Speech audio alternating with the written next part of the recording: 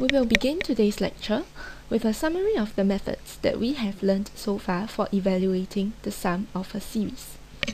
The first method that we learned was actually by observing that the terms of the series follow actually a pattern of a GP, and this will allow us to use the formula for the sum of a GP to find the sum of the whole series. For example, in this series over here, we observe that this is actually 3 to the power of 1 plus 3 to the power of 2, so on and so forth up till 3 to the power of n. Now this, as we can all recall, is actually of the form of a GP with common ratio of 3, first term of 1. Hence, the sum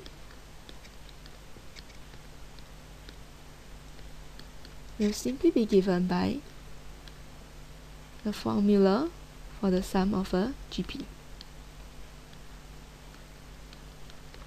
And we can evaluate this sum easily.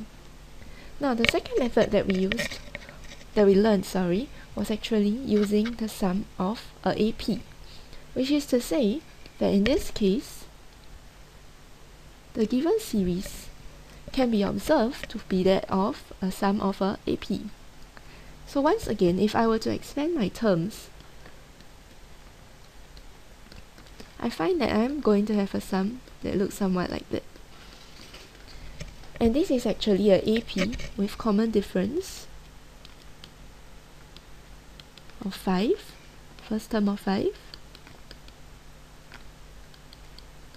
Number of terms is n.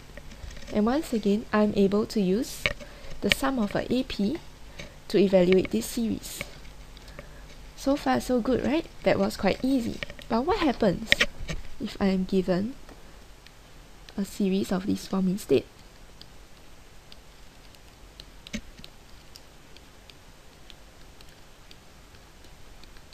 Now this is exactly the series given in example 6c. And today we are going to learn a new method called the method of difference, which will enable us to evaluate series of this form.